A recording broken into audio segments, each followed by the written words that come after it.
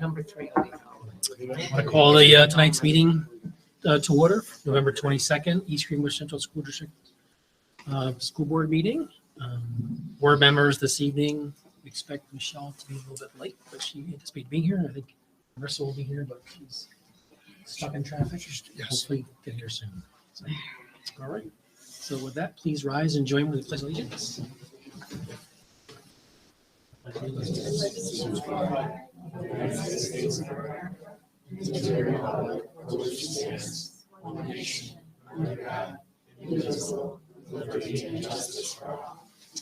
much. Moving on to our next item, the student council is on vacation, right, Mr. Harkin?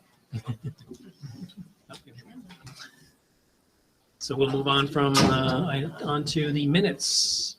We have the draft minutes for November 3rd and a special meeting for the 9th. Hi, Marissa. So for the minutes for the November 3rd, John and Jennifer were not present. Right? So any questions, comments, revisions on the minutes from 11/3? Seeing none, I need a motion to approve the minutes. Kathleen, you did a second. Joanne, all those in favor? All those abstaining? John and Jennifer, approved. Then on 11/9, same attendance, no John or Jennifer. Any questions, comments, revisions on those minutes? Be brief. Seeing none, I need a motion to approve that. Mark, need a second. Emily, all those in favor? All those abstaining? Approved. Now we'll move to the board forum. We'll start on my left with Cheryl. Hey, Cheryl. John, welcome back. Thank you. All right, anything from last time? Good to go. Good. Jennifer? I'm good. Nothing? Okay. Nothing. Kathleen? Joanne and Emily? Nope. Nothing? And I have nothing at this time. So we'll move on to our public forum. And I can't read it because it's not coming up.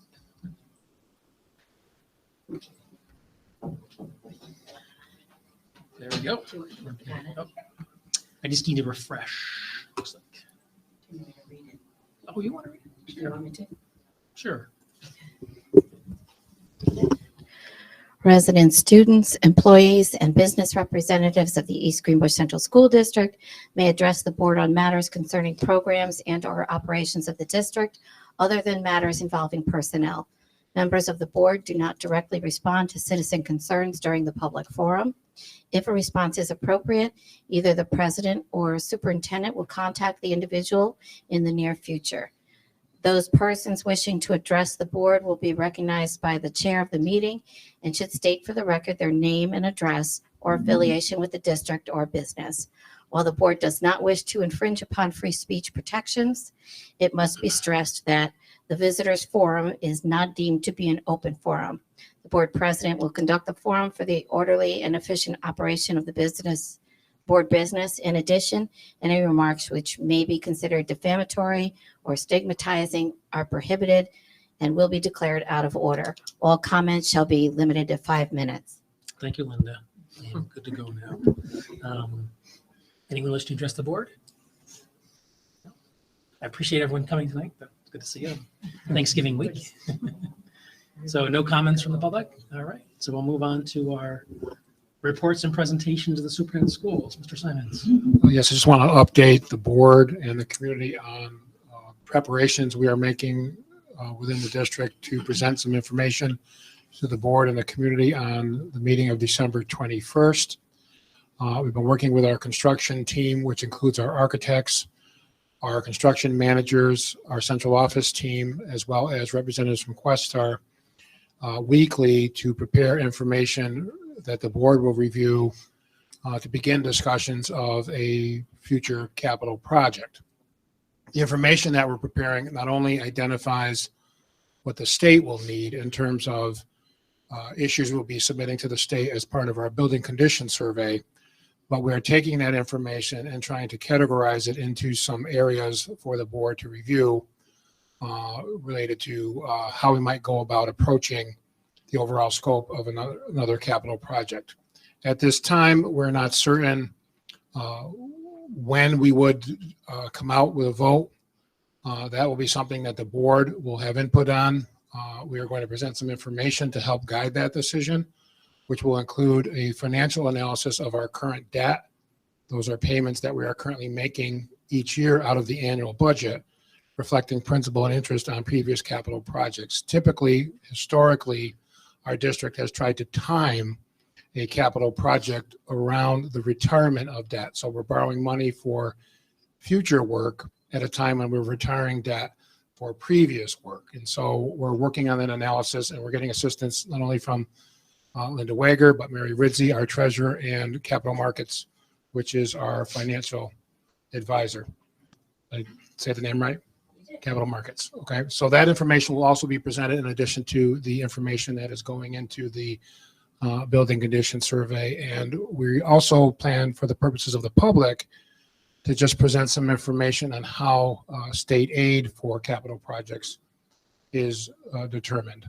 One of the things I will just kind of remind everybody regarding is from the time that the board begins discussing a potential capital project to the time construction starts can be a significant amount of time.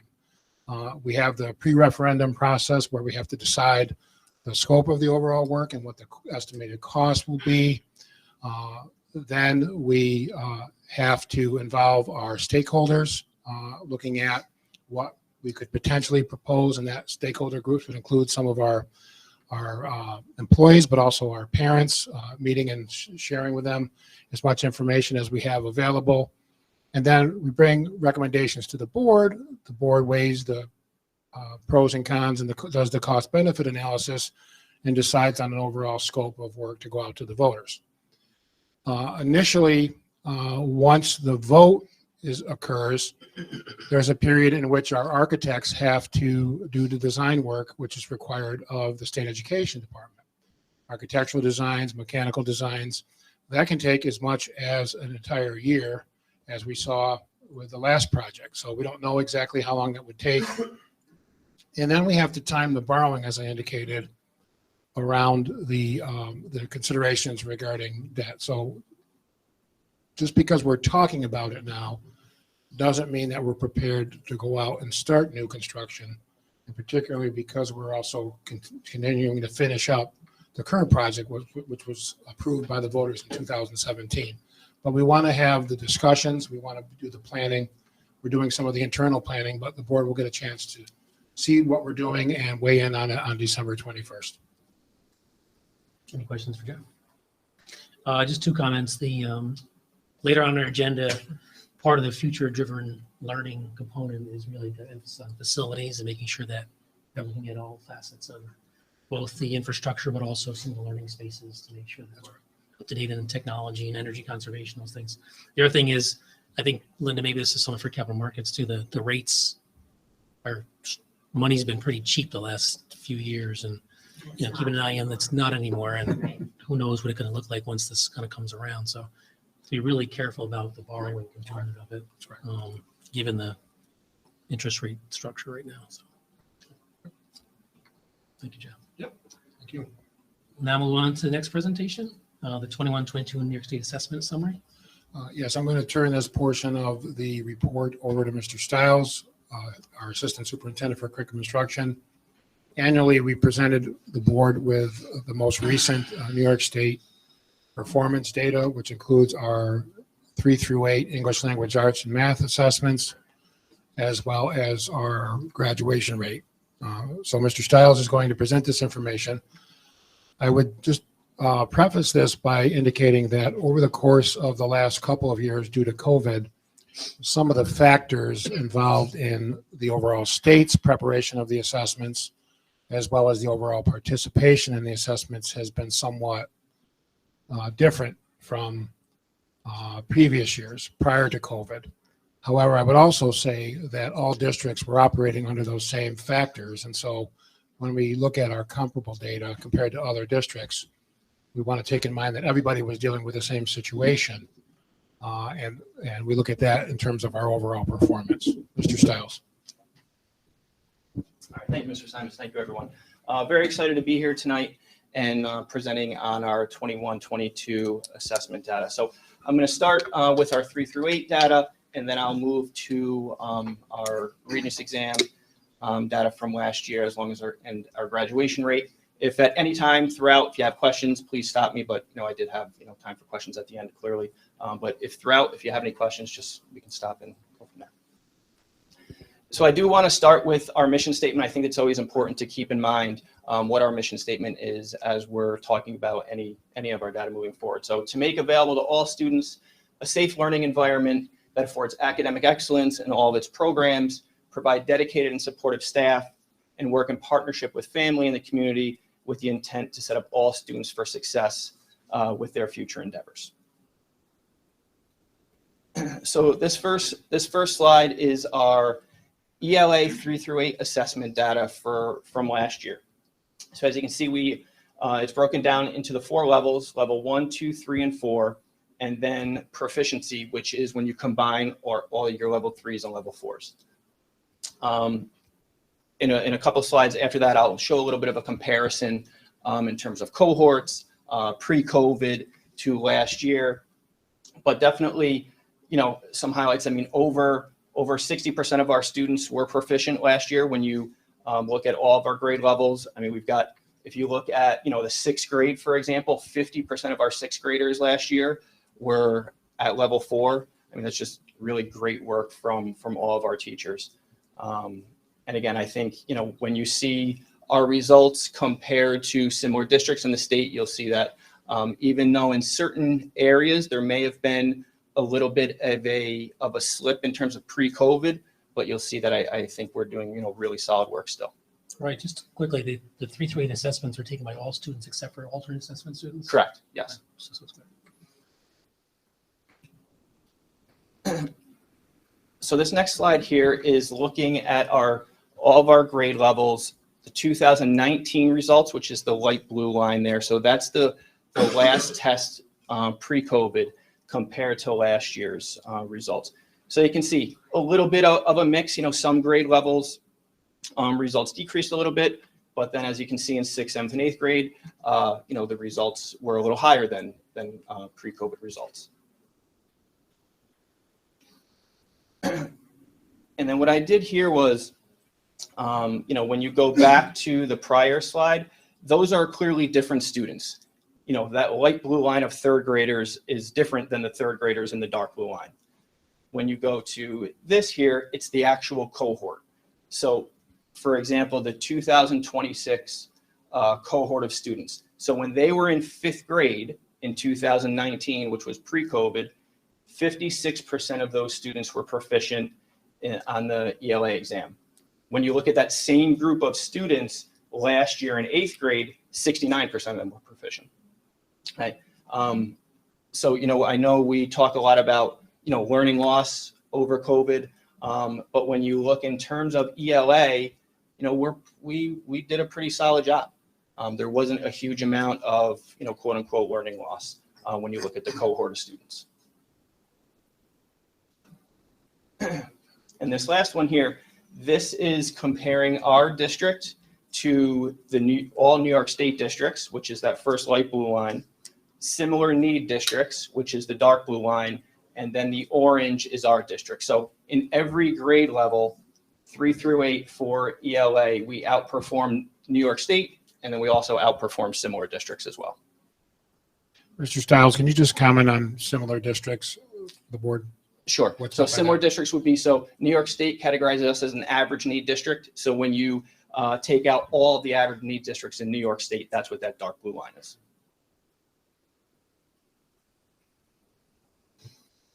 So now I have the same information for our 3 through 8 math results. So again, the same thing, over 60% of our students were proficient last year in math. And again, I mean, there's some grade levels. I think something that's extremely, positive is, when you look at that level 4, over 30% of our students as a district performed at level 4, which is just really, really phenomenal.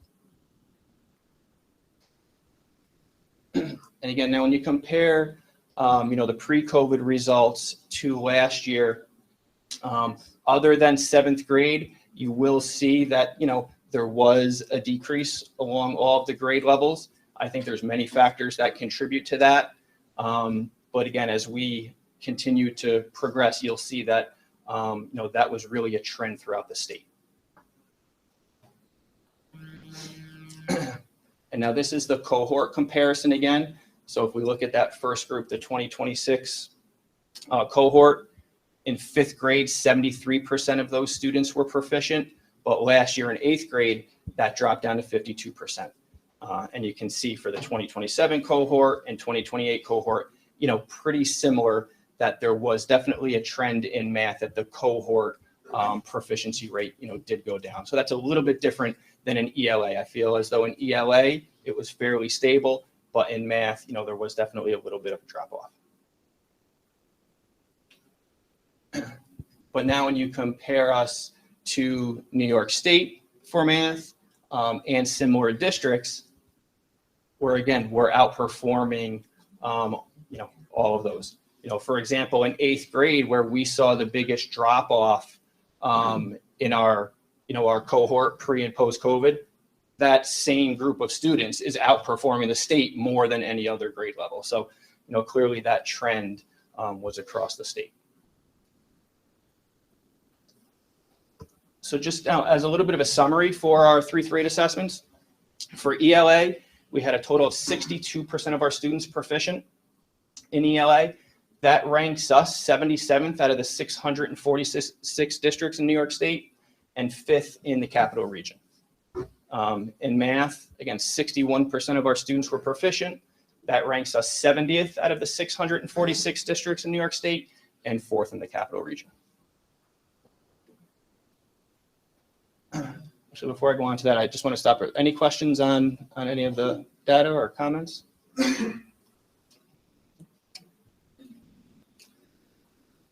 So I did just want to touch a little bit on our Renaissance Star fall assessment data. So our Renaissance Star is a universal screener that we give. We give it in the fall, we give it in the winter, we also give it in the spring. So this is looking at our fall data for this year. So the I guess that first line, that kind of yellow colored line, that is our reading proficiency level for the STAR assessment, and then the green is our math. The only thing I do want to say is defining proficiency on this is a little bit different than the way the state defines it. This is off of a national norms. So our next step that we're doing is really looking to see how is this proficiency correlating and translating to New York State proficiency levels as well. So again, in terms of, this is one of our multiple measures that we look at. And again, our students as a whole are really, we're really seeing some positive results. And then hopefully this winter, after we give our winter assessment, I'll be able to come back and report back in terms of how are we doing, how are students growing, and how are they progressing through the year. So that was 3, 4, and 5. I'm sorry, K through 5. And this is our results at Goff for that same assessment. So again, we have a large percent of our students that are proficient on that assessment. So just a couple bullet points and steps for continued improvement. We're continuing to update our curriculum maps. It's very important work that we're doing, make sure they're aligned to all of our standards. All of the schools are utilizing data team meetings to identify students that are needing additional targeted support. They're using that Renaissance Star data as a piece of that, as well as other data, New York State assessment data and classroom teachers. Continuing to provide professional development for all of our teachers is something that we're going to continue to do. And then really, as you could see, we did have a little bit of a trend where our math results did decrease pre-COVID. So we're going to continue to examine our math intervention support for K through 8. Or can you just bullet 2? Can you just kind of give a quick, how do the data teams use that to help support teachers and changing in any kind of changes in structure for Yeah, so I was able to be part of one of the Janae, I think it was a 4th grade meeting.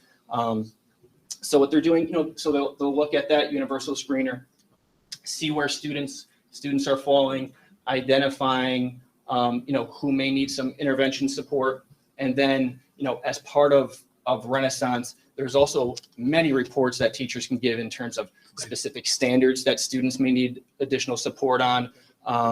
So, it's in every building, it's used a little bit different, but it's just one of those multiple measures. And again, there's just so many different reports and things that can be used to help students with, or sorry, help teachers with their planning. Great, thank you. So I wanted to go to, Columbia High School. So our last 5 years, here are our graduation rates. And then the second column is our Regents with Advanced Distinction. So students graduating with the Regents with Advanced Distinction, that means they've met all graduation requirements plus the additional 3 Regents exams, that are needed for that, as well as the additional foreign language exam, and 2 years of foreign language with that as well. So again, graduation rate, going from 98 to 94. I think when you're at 98%, it's hard to continue to grow. So definitely, was a little bit of a slip.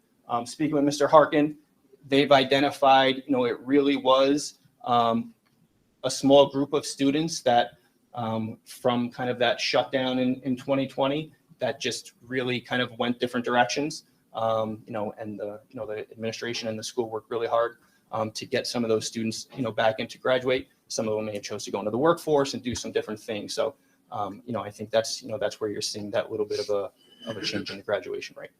Just to comment on that too, I know we put a lot of resources into the high school for the family engagement specialists, right, and other work. How effective do you think that was in making that number as, it's 94 from 98, which, understandable. Could have been much worse, I think, based on the fact that we put a lot of interventions. Mike, anything to comment about that?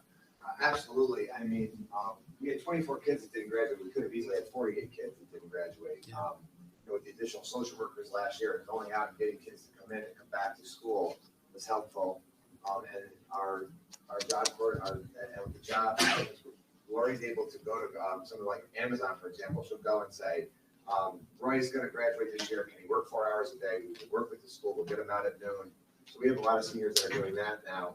We did that last year too. So we would have had kids that may have not come back at all. Yeah. But Lori's able to talk with the companies and get them to commit to allowing the kids to work 4-hour days.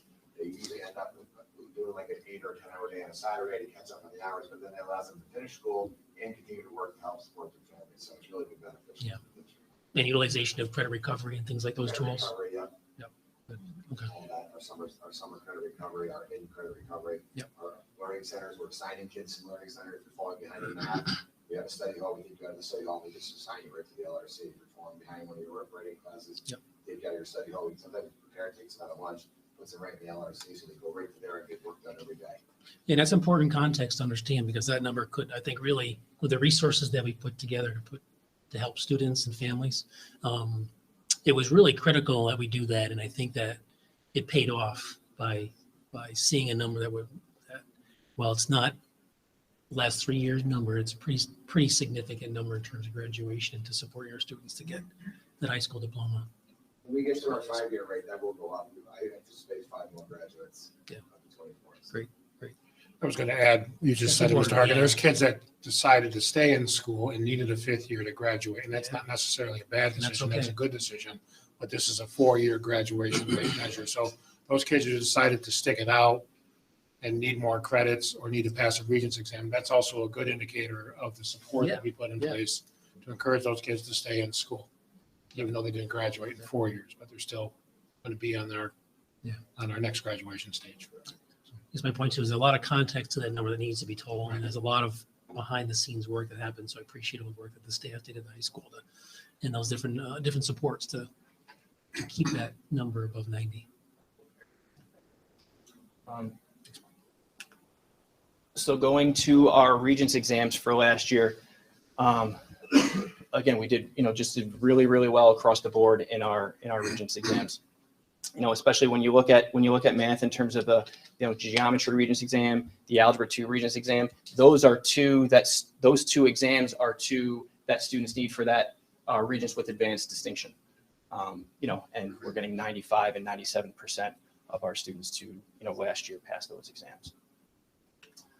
And again, to put it into context, comparing our Regents results to all the New York State districts, as well as the similar need districts, you'll see, that orange, those orange lines are us. And again, across the board in all of the Regents exams last year, we outperformed both the New York State and our similar districts as well. So again, a couple bullet points here on continued improvement. Mr. Harkin kind of already mentioned a little bit, just really being, targeting, identifying, students that are at risk. Mr. Harkin and the administration team have started a mentor program of students that are failing 2 or more classes, utilizing the LRC for students that need additional support that he mentioned earlier, and then meeting with families to be proactive of students that are struggling to set up a plan for them to be successful.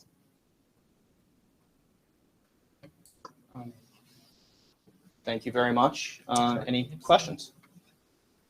Thank you for this. Can you go back to the 15, the graduation rate? Can you speak a little bit about, we spoke about the graduation rate drop, but what about the regents with the advanced distinction? That's an 8% drop.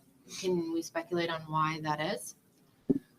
I guess it really would be only speculation. I'll let Mr. Harkin jump in a little bit too. Some of that, I think, comes from scheduling and students wanting to challenge, some of those advanced classes. And I think COVID, probably had a big aspect of that, in terms of students, that wanted to challenge those additional classes and Regents exams. That's correct. In math, specifically being shut down, so it was the hardest subject to learn is math while you're remote. So a lot of our students didn't go for the algebra 2, trigonometry. The ones that did very well on it, but we didn't have the high numbers that we had anticipated in years past. And our math department has looked at that, and now we've identified more students. We're encouraging more students to take that. Also, it's a track where you mainly coming out of the middle school, if you took algebra 1 in middle school, then you did geometry your first year. And a lot of our kids that just come in and maybe do algebra 1 as a 9th grader, they don't think that's a possibility for them. And then they maybe just take a 2-year algebra trigonometry class their junior and senior year. So we're having, the counselors are revisiting that conversation that you can still come to high school and take 4 years of math. You can do algebra, geometry, trigonometry, and take pre-calc.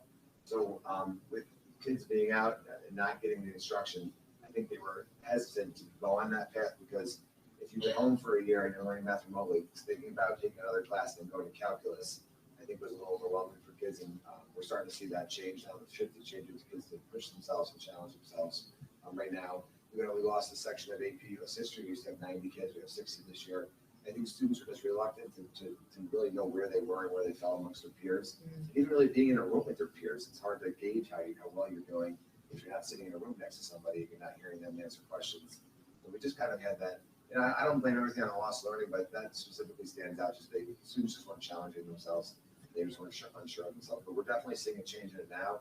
We had parent conferences last night. A lot of parents go and meet with their counselors and talk about getting on these higher track programs. So we're excited to offer those the kids back in the community. Great, thank you. And one other comment, I really liked the comparison with New York State and then similar districts, and I would have loved to see our graduation rate across that as well. I would have as well, but it hasn't been released yet. So Oh, when okay. that does, All right. when that Yes, the does, same when that question. does come out, I will share it with the board. I anticipate it to be very solid, but there is a lag that's just not out yet. Perfect, thank you. I had a comment as well, right? Great presentation. It's very informative. And I thought it was interesting. I noticed that, so for the ELA, our scores were so high and we were ranked, I think it was 77 out of the 646. Mhm. And then for math, we were ranked even higher. We were ranked at 70 out of the 646. So clearly math is a universal issue post-COVID across all of these districts.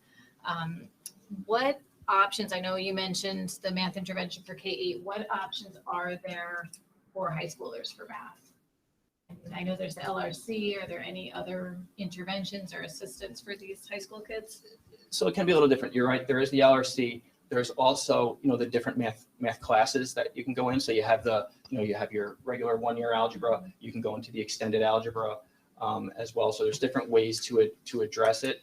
And I think being a math teacher before going into administration, I think that with math, it's just so content specific. So if you are a student who struggled with that, during the pandemic with that at home learning, as you progress, and for example, if you were a 9th grader in algebra 1 during COVID, geometry you got through. Now you're in algebra 2. Now are you seeing where you may have struggled? And I think that's where some of the students are were a little apprehensive to maybe take that more challenging class. One of the things we did this year is we identified with the New York State test scores and also our math teachers. And we added another section that you approved back in October to do AIS math for our ninth graders. So we are looking at the ninth grade class now and getting on top of that and getting ahead of that so that we can prepare them for that algebra exam at the end of their sophomore year. And our lab teachers that we had this year, we call it Math Lab, are wonderful. They're doing games, they're doing homework with them. It's the most refreshing I've ever seen an AIS class. The largest one has 15 students in it. So, and they're being taught by our teachers, which is, they had done in the past, but it's just there's 3 different teachers. So they almost kind of like compete with each other on what they're going to do. Mrs. Kozak is our school-wide cheerleader. She seems to do the best. So everyone else is just trying to keep up with her. So it's been really encouraging to see that. It's first period for a lot. So when I'm walking around to start my day, I see a lot, and I see kids up with whiteboards working together and on AIS math classes. So they're trying to make it exciting. Math teachers have really been responsive to the numbers. They know that there was a loss. We're not naive. We know they were copying during the shutdown. We had kids that were all handing in the same assignment. And you're handing it in digitally, so you only have to select A. We couldn't see the work, so we were kind of prepared for these numbers. But we definitely have a plan in place. Yeah, so it's identifying and a lot of filling in the gaps of, the deficits that we're noticing now. But I like to hear that about the AIS. And so that's like their scheduled period. They go every day. It's Every not other that they day. have every other, so they don't have to stay after. It's like built into their It's right day. in their period. Yeah. That's great. Just a quick comment. Thank you for the presentation. What I'd be interesting to follow, and it goes, Mike, to what you were talking about, how the kids and their attitudes towards school, their attitude towards challenge and being a bit more aggressive has been definitely impacted. And it would be interesting to watch the 7th and 8th graders who were in the core of the pandemic, and they're the 9th and 10th graders now. And I think that's the group that we need to really watch and try to get them.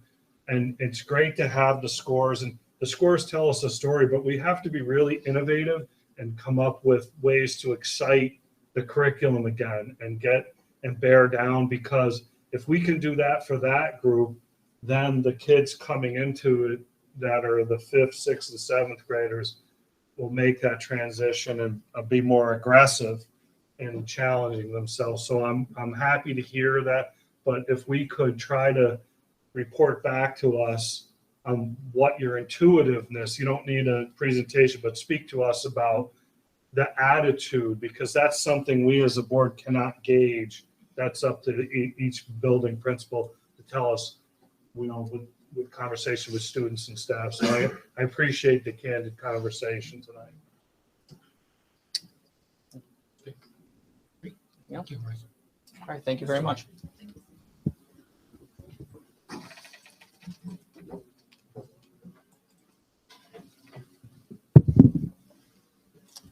So we'll let Michelle get her spot. Michelle.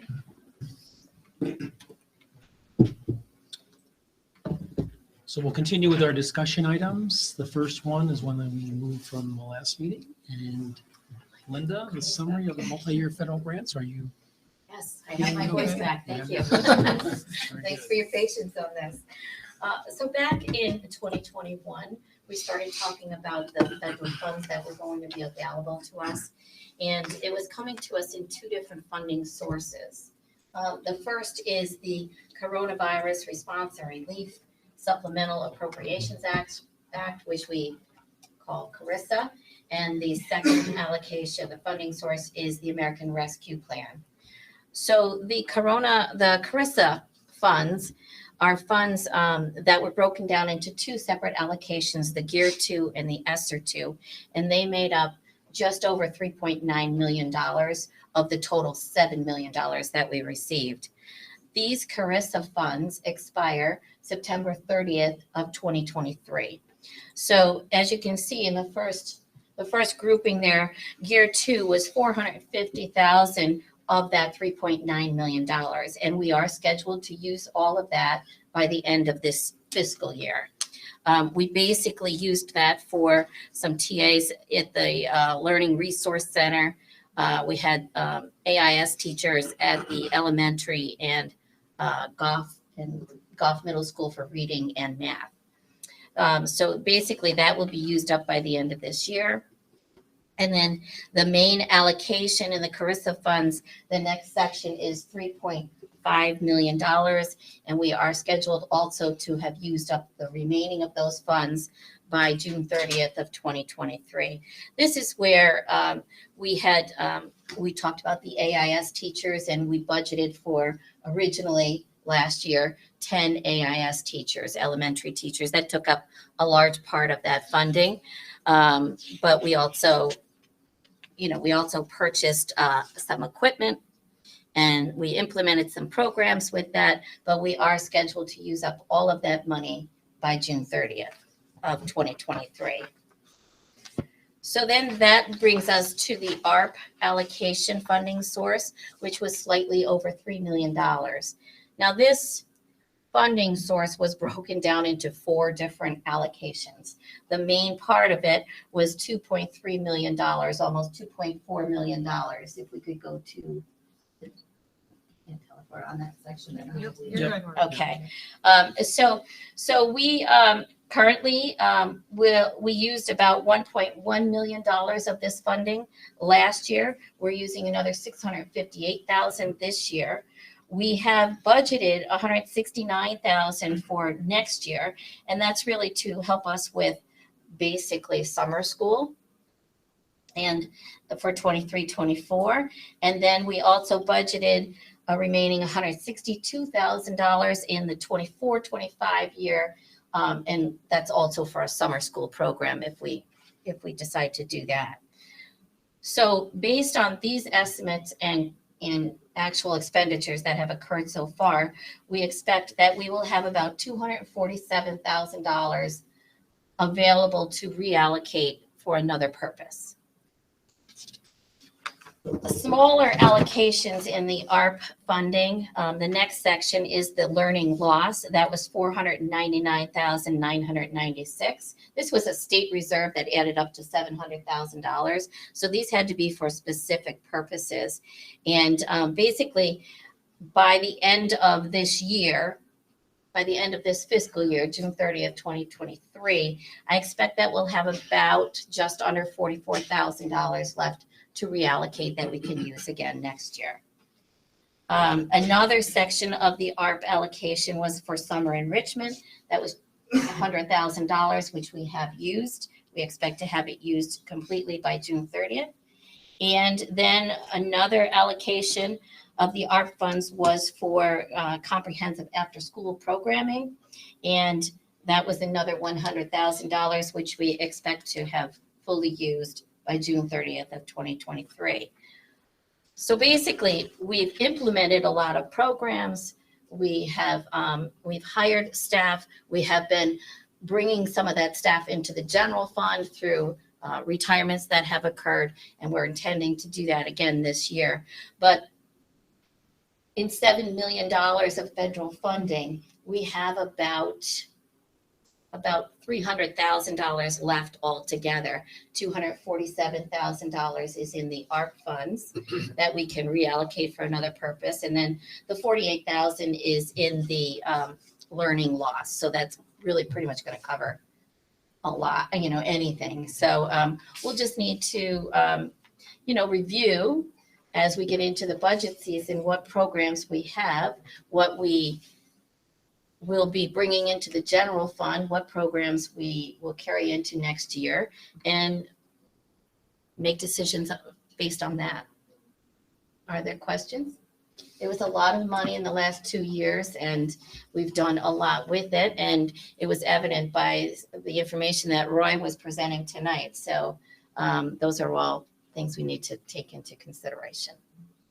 Some information that I would like to see when we start looking at the budget is, okay, we had this money, we hired X number of people.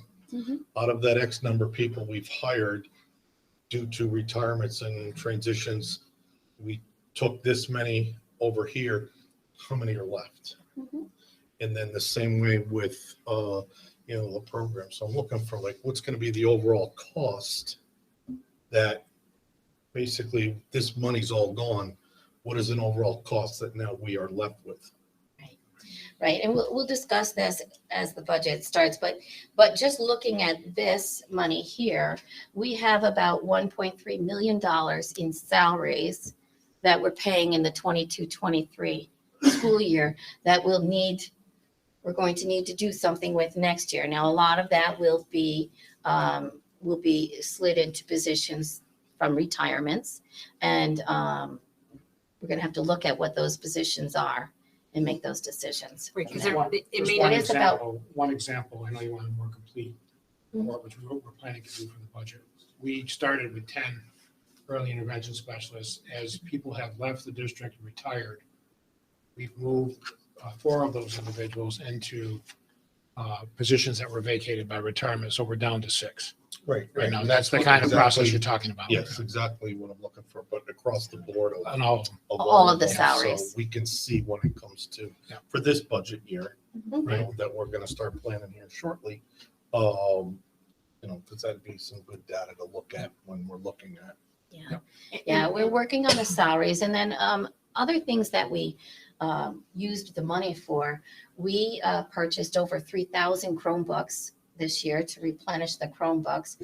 We purchased, I believe, 150 ViewSonic boards. So we have purchased a lot of technology as well to assist us moving forward.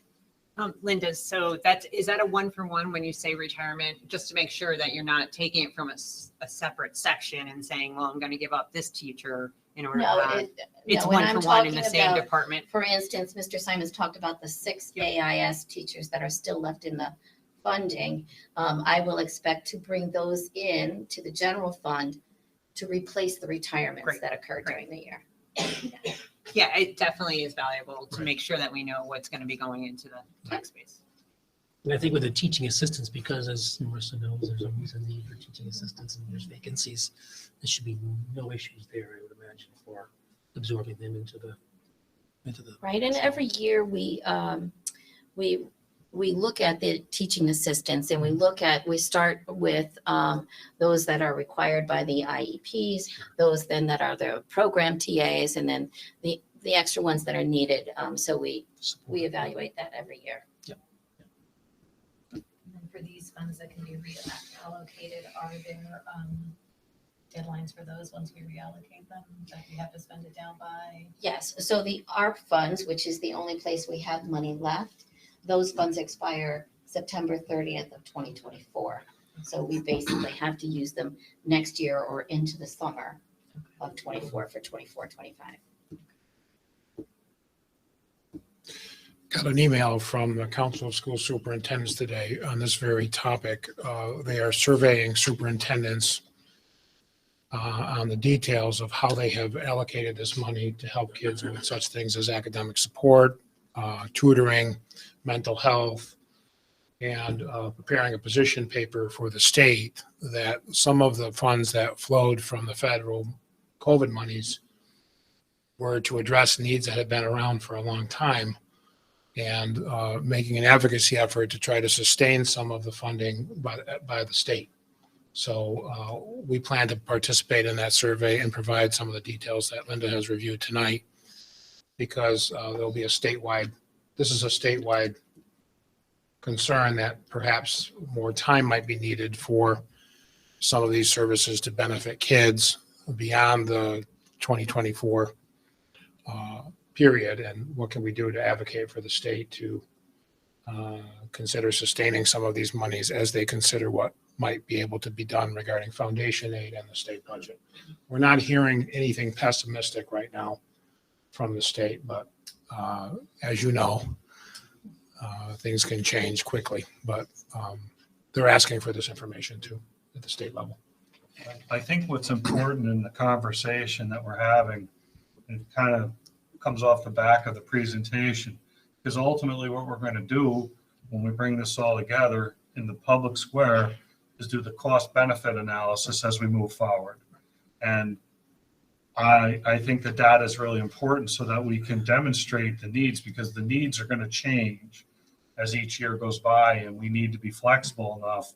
Maybe it's AIS this quarter, then there's going to be other needs based on what the data shows, what our thing, and we need to have these conversations so that we can better move forward and shift our needs and our financial burden. So thank you for the detail. Thanks, Linda.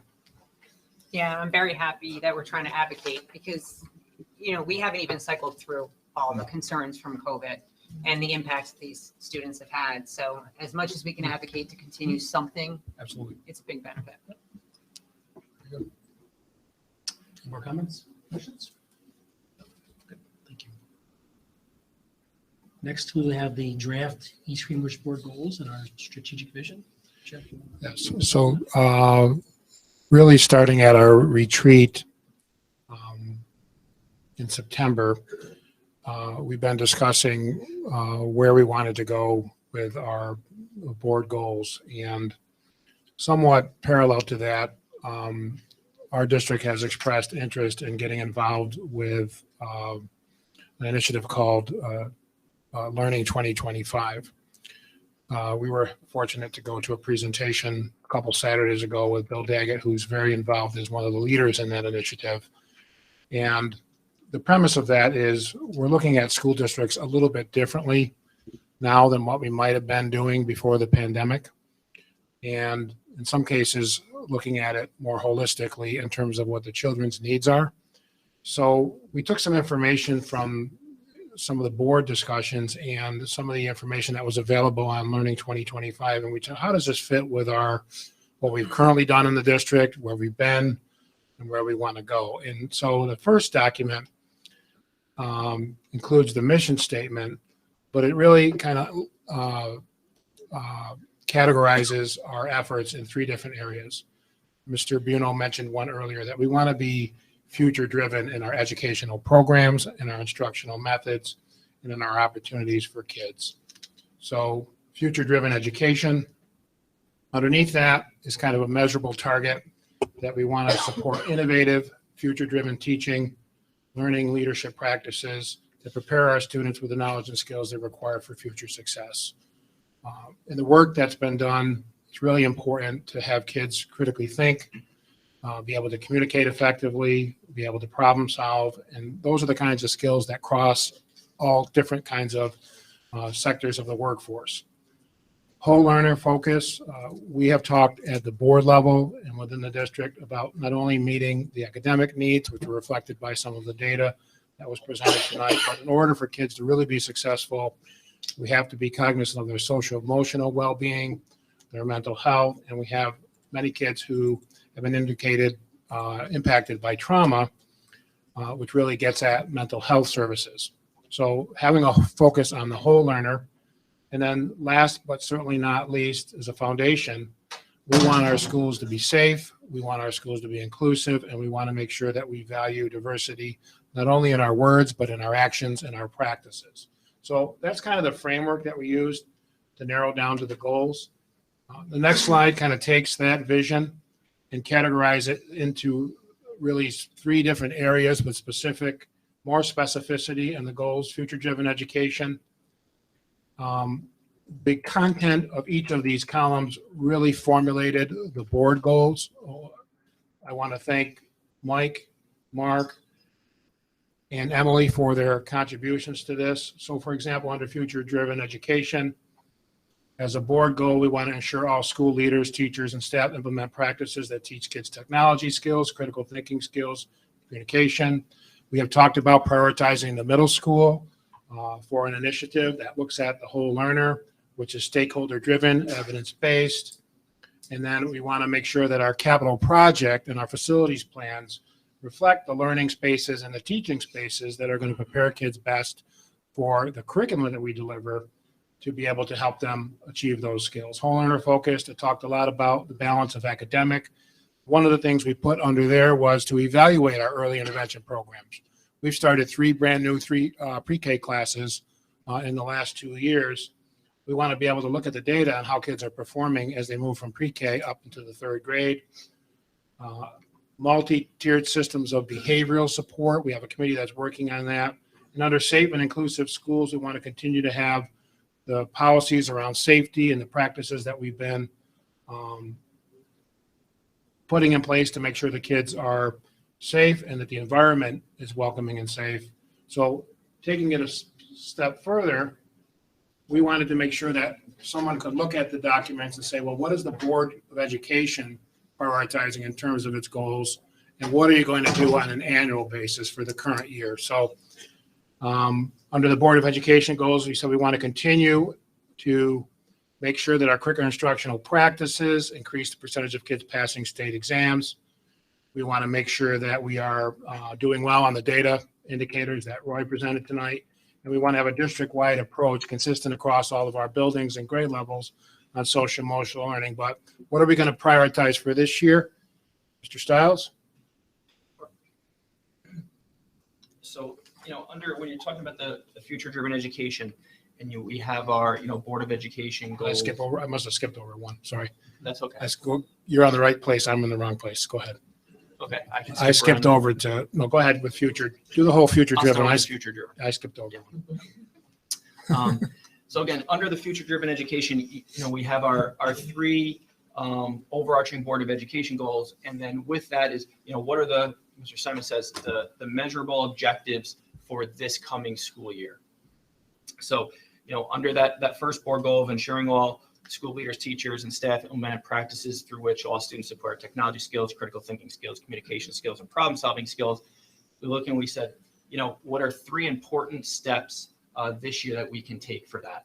So we want to make sure we're providing professional development for staff around students acquiring those critical thinking skills. We want to make sure that we begin to identify resources and trainings for project-based and authentic learning, K through 12. And then also, provide, I think this goes to, what Mr. Dunn said, what is the, getting students excited about learning. So, provide students and families with opportunities for college and career options. And I think, what's important with that is, sometimes we think about that as a high school piece, but I think really that's a K through 12 piece to really look at students and explain to students what are all of their options early on, so that we make sure, if you want to be, if you're someone who really likes, math and science and you want to be an engineer going into high school, what is the track of courses that you should be taking? I think there's nothing worse than a student who's a junior in high school or senior in high school, and they want something, but they realize that they weren't there, took those courses that they needed to early on. And I think the earlier that we can do that with our students, the better.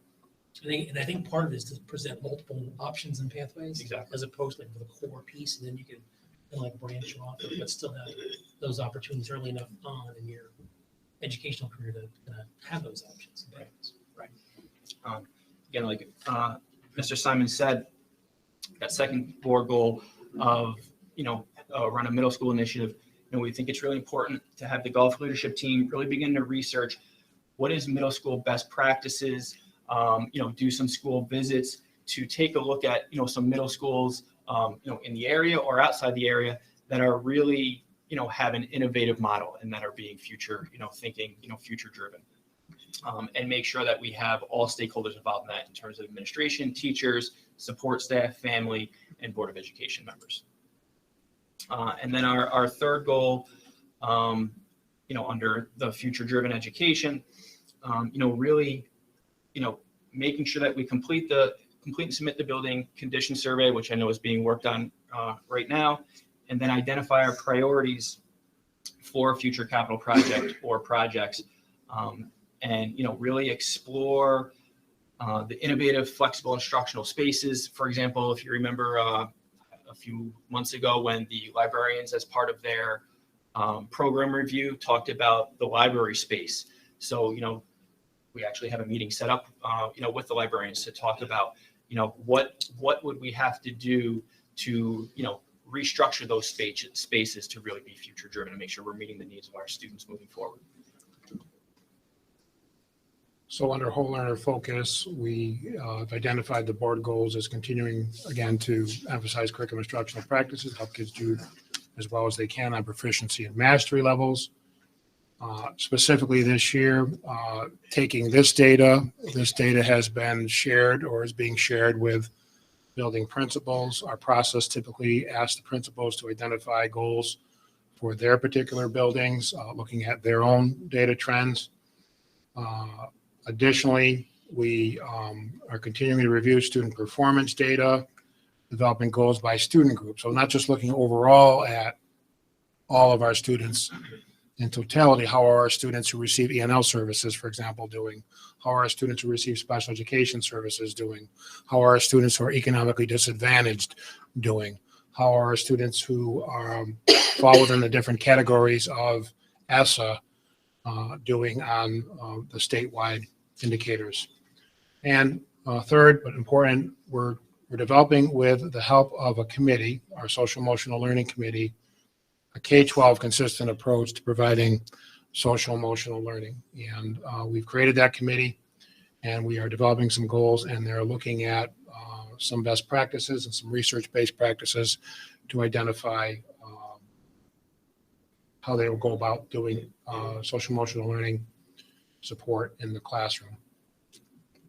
Under whole learner focus, I mentioned the fact that as a Board of Education goal, it's important when we add programs to evaluate those programs. Pre-K in particular, we would like to be able to sustain that program. It's a popular program, and it's also very beneficial to the kids.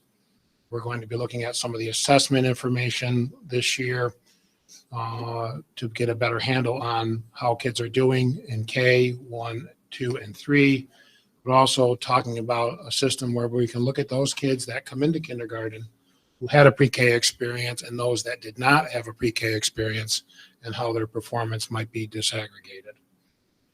Additionally, multi-systems of behavioral support for students. We want to ensure that struggling students and their families remain connected to our school and our educational community.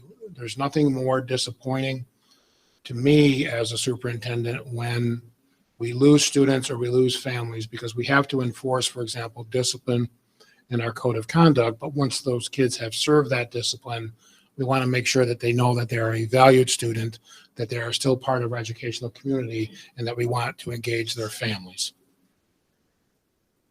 Mr. Stiles, you want to talk a little bit about the objectives under that area? Sure. So again, sticking to the, as Mr. Simon said, if we talk about that, multi-tiered system of behavioral support for students, 3 really measurable objectives that are going to be very helpful is beginning to utilize PowerSchool to track our student behavior data. I know that was something that we spoke about at a board meeting a few months ago, that, right now, those are done kind of paper and pencil. So we do have the capability that we're working on with PowerSchool so that all that information is in there so that we can really, look at our trends. Are there specific areas? Are there specific students or cohorts of students that we maybe need to, address differently?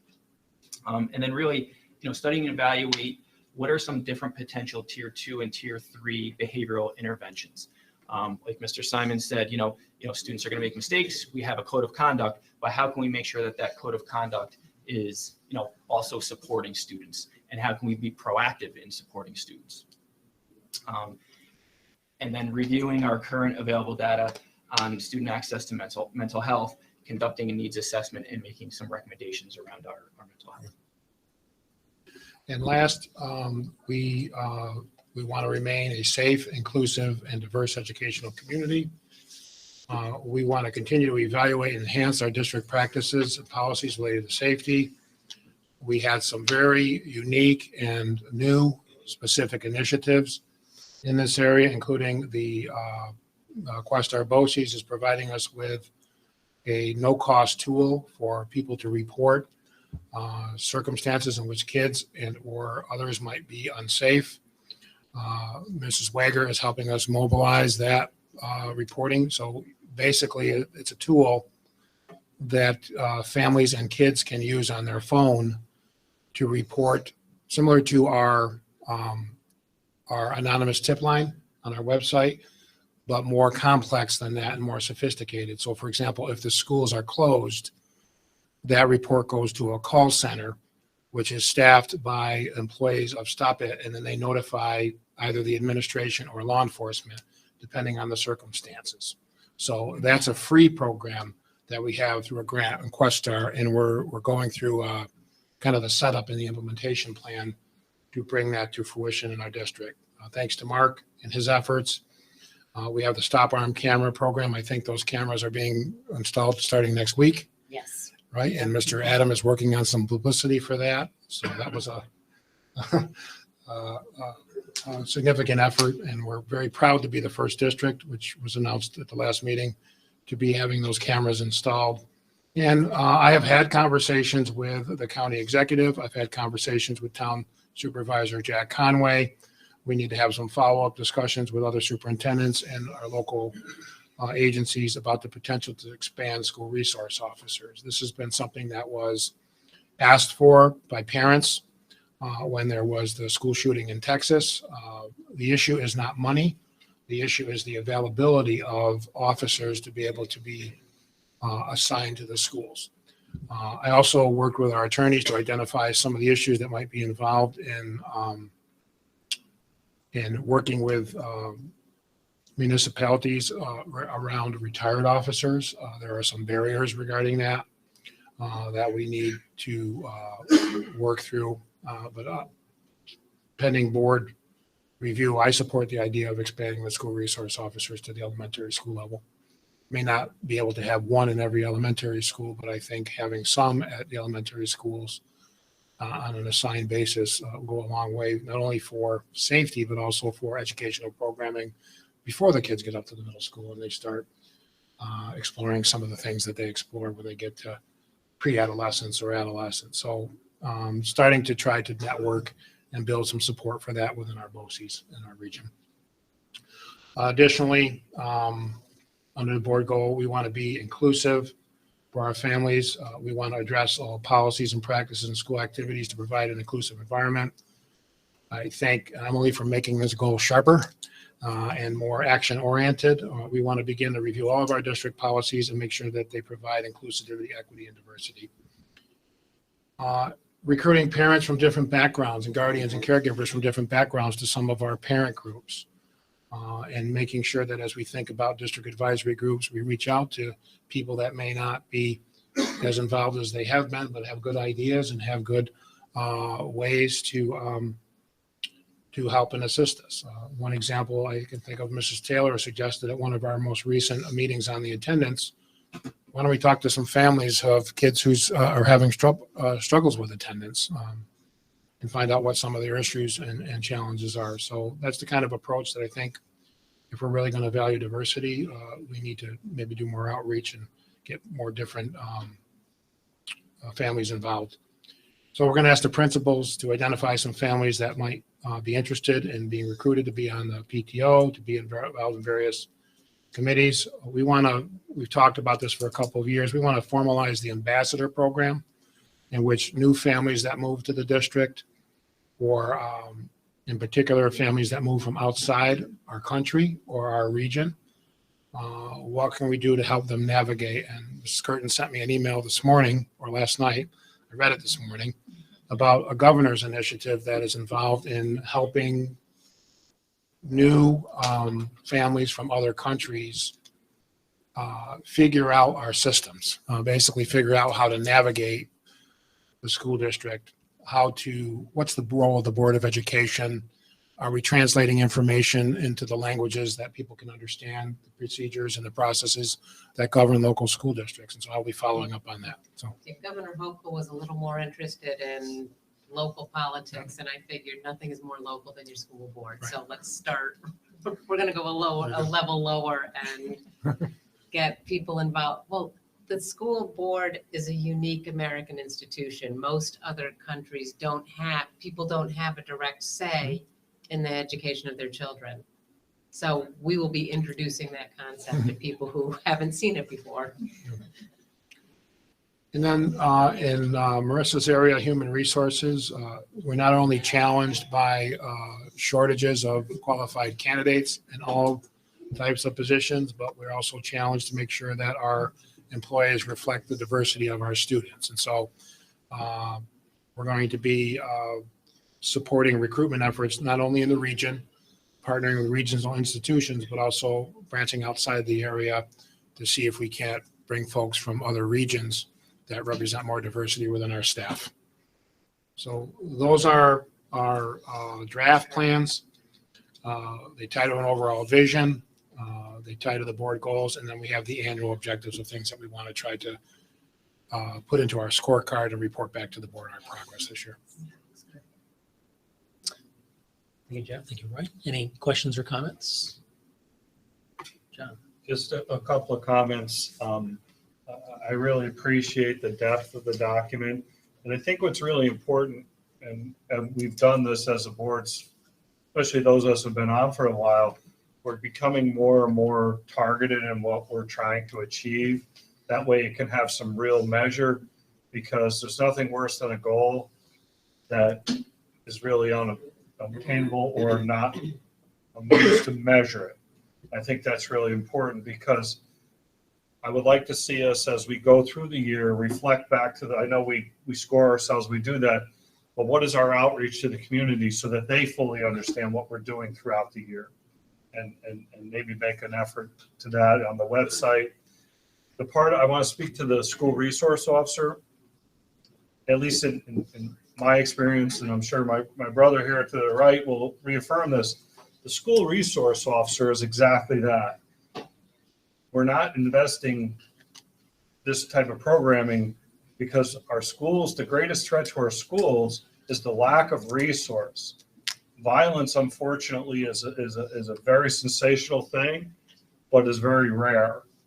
But what is not rare is the lack of community engagement, that the resource of law enforcement can be that catalyst for the district to go outside of its sphere of influence to access things that we don't have access to. And I think if we keep that as the real focus, resource officers not only protect the building, but families in crisis are a greater threat to our school community and to our children who are suffering from that.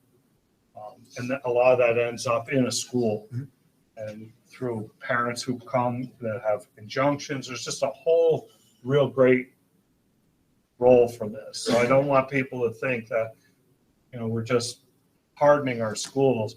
We're actually going back to a model that was years ago, where it was a tool for the school to use to get outside help that they don't have access to. I think it's really important. And speaking to the diversity inclusion piece, I think it's a really, really great opportunity for us to expand. But with that, one of the real mindsets is so that the schools are a place where everyone feels they have a place. And it goes back to that engagement and that excitement. What excites people? Well, what excites people is when they're comfortable and they have access to things that interest them. And it's not just sports. It's not just this. It's finding that place for every person, whether it's staff or the community or the student, to be comfortable and want to be there. Because the greatest challenge we have right now is creating an environment that people feel that they want to go to on a daily basis. And then keeping in mind that all these goals, what does it tell us as a board? It tells us as a board, why are we all here? We serve the community. When you talk about the board, it's not 9 people. It's all the families in the district. We work for all the people in this district, and they all have an equal voice. And through our policies and goals, that's where the power goes to what Kathleen said, and the strength of that. And I think sometimes we lose sight of that when we factionalize or compartmentalize where we are. You have this group and this group and this group and this group. Well, at the end of the day, if the community wants it, they're the ones footing the bill. We're just the stewards of their money. And I think we, through these goals, we bring all that together. So I really do appreciate the hard work. And you can tell I've been on vacation for a while. I'm ready to work. Thank you, John. Very well I said. want to thank Mike, Mark, and Emily Well, of course of the last several weeks, we've been exchanging emails and trying to refine this and make sure that it meets everybody's priorities and everybody's expectations. So I appreciate all of your input. All right. Thank you. So I might want to bring a resolution to the next meeting to have you approve and adopt this document for the year. All right, thank you for that presentation. And moving on to regular business. First item is approval of programs for resident children with disabilities. Any questions or comments on that? Need a motion to approve? Michelle, second. Joanne, all those in favor? Approved. The next item is the resolution to amend the employment agreement for our superintendent. Questions or comments? Need a motion to approve that? Kathleen, second. Jennifer, all those in favor? Approved. Thank you. You're welcome. And then the Start Children's Center, which is something we had talked about a while ago. We worked out the kinks. And here's the contract to do the work with the Start Center. Any questions or comments? Need a motion to approve that? Mark, I need a second. John, all those in favor? Approved. Thank you. And then finally, we have a couple students who need transportation to Columbia High School. We have an agreement here with Amazing Grace Transportation. Any questions or comments? I'm glad we can We provide had that. one last year, right? Yeah. Yes. Yeah, I'm glad we provide those students who can still attend and they're attending. Yep. They have been attending. Very good. Need a motion to approve that? Kathleen, second. Michelle, all those in favor? Approved. Moving on to committee reports. We'll start with Marissa. None at this time. Nothing? Very good. And Linda, you did your None thing at this already? time. Right. Save your throat. And Roy, CCS meeting? CCS, the minutes are up there, but just really quick, just a few things. At the CCS committee, did make recommendation to endorse a new book for our 8th grade ELA curriculum, Refugee. That was a summer curriculum project that was done to incorporate that into our 8th grade curriculum. So I think that's going to be a great addition. As well as we received some updates for our 5-year program reviews. Yep. And they're making some really great progress on those. Quick question. So if you're implementing a new book, are we retiring a book? No, we're not necessarily retiring a book. It doesn't mean that, just because we're putting it in there, this book will, clearly will be taught as it's new. But with the ELA curriculum, there is some options in the book. So just because we add one doesn't mean now, for example, if they were reading 8 books last year, now they're reading 9 books. Doesn't mean that necessarily. Thank you. Those options to supplement the curriculum. Got it. Very good. Anything else, right? No. Good. Thanks. Any other questions? No? And move on to Jeff with the advocacy committee and health and safety. Yes, we had a health and safety committee on Monday, November 14th. I was ill that day, so Ms. Wagner chaired that committee, and I appreciate her doing that. We reviewed a number of the initiatives, such as the Stop Arm Camera program, the Stop It Anonymous reporting system. We've been working through some problems with cell phone service that are really Verizon problems and trying to come up with a way through Peter's department to make sure that cell phones are operating in terms of receiving text and being able to make calls in an emergency. Peter thinks he has a solution.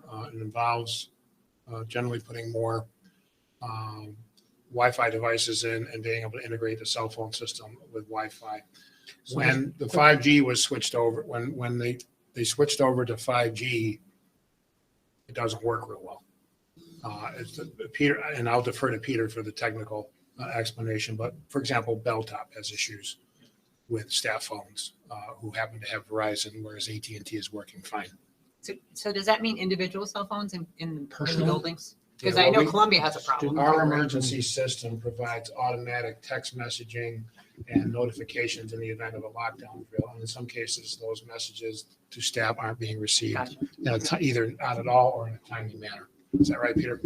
Yes, you might have a teacher who's in one of our classrooms who might have received 2 bars before 5G, but now maybe gets 1. And so they are getting notifications, just want to be clear that there's a lockdown or that there's a drill going on. Those happen on our IP speakers and, through other means. But as sort of a follow-on and a a double layer of notification. We have SMS text notifications that we sent out. And that happens every time there's an event. So making sure that they receive them in a timely fashion and are able to receive them at all is really important. So this is a project that's one of our top priorities to make sure that we have this working. We're now looking at our third different type of solution for it. Some of them are frightfully expensive. There's also an app on that everyone can access called InformaCast that ties Yes. in with our day automation system. So you get the PA announcement, you get the InformaCast notification, but it's the text messaging feature that isn't Correct. always timely. Yes. Also, we introduced our new safety supervisors at Goff Middle School to the committee. They were invited to the committee. They're working out very well. Our SROs give an update on the activities that they are doing, and then we asked the principals to reflect on the drills. We asked our nurse coordinator, Tammy Cosgrove, to give an update on what was happening. We know that across the state, we're concerned about RSV and flu. The number of instances of COVID, shouldn't say this out loud, over the last late fall have diminished. So, but nurses are reporting things are going well. And then there were some other issues brought to our attention about putting together safety plans for evenings when there are programs going on in the school.